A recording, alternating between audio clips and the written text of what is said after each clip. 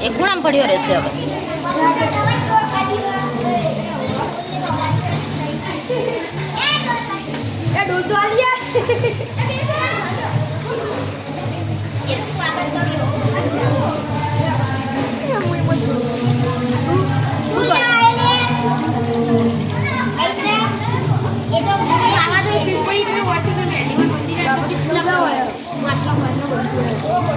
એની આંખ જોઈ કેવી છે?